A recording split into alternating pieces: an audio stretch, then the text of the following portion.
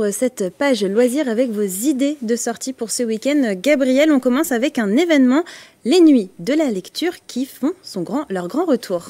Oui, avis aux grands lecteurs ou aux amateurs, les Nuits de la lecture font leur grand retour dans les médiathèques du territoire organisées par le Centre national du livre. Cette année, l'édition s'articule autour du thème du corps pour faire écho bien sûr aux Jeux Olympiques. Pour l'occasion, des soirées spéciales sont prévues dans plusieurs lieux culturels au programme concerts littéraires, conférences mais aussi ateliers débats. Tout ça autour de la lecture. Marion Vaillant, responsable de la bibliothèque Albert Camus de Saint-Cyr-l'École, nous parle de l'événement.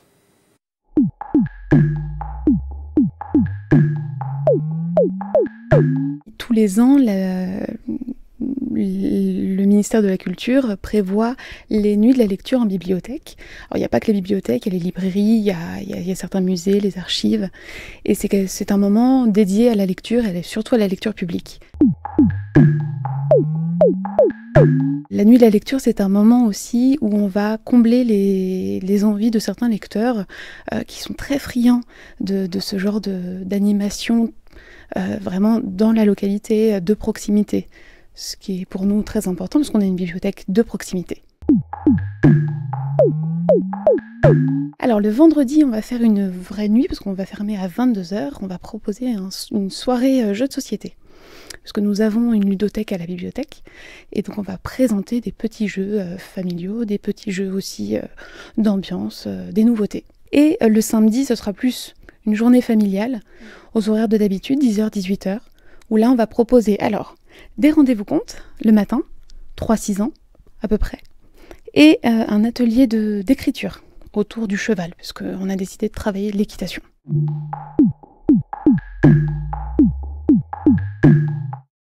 Et à Saint-Quentin, en Yvelines aussi, vous avez des rendez-vous qui sont proposés. Rendez-vous sur le site immédiathèque.sky.fr pour découvrir le programme. On poursuit vos idées de sortie, Gabriel, avec une exposition temporaire au musée Lambinet de Versailles. Oui, jusqu'au 25 février, le musée Lambinet rend hommage au peintre Alexandre Jean Dubois Draonnet. Inconnu du grand public, le musée a pu mettre à l'honneur les toiles de l'artiste grâce à une 60aine de prêts de musées français et internationaux. L'occasion pour les visiteurs de découvrir les œuvres de ce portraitiste dont les liens avec Versailles sont importants car c'est dans la commune que le peintre a débuté sa carrière en y installant son atelier.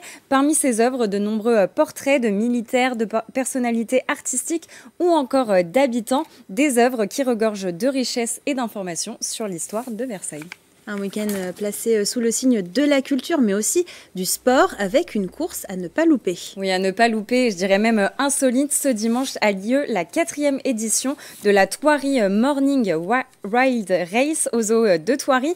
Plusieurs départs de courses sont proposés toute la matinée. Alors malheureusement, Mathilde, pour vous, les inscriptions sont closes, mais vous pouvez profiter du spectacle en allant soutenir les coureurs. Tout ça dans un cadre féerique, puisque le tracé de la course passe au travers des illuminations et du zoo, de quoi réchauffer un petit peu les visiteurs du zoo ce week-end. Et pour se réchauffer, Gabriel, vous nous proposez également un concert à Carrières-sous-Poissy. Oui, et pour cause, la musique va résonner vendredi soir au château éphémère de Carrières-sous-Poissy. Dès 19h, le château accueillera concert DJ, mais aussi installation visuelle pour une soirée festive. Parmi les artistes, Axel Rigaud, on écoute un extrait.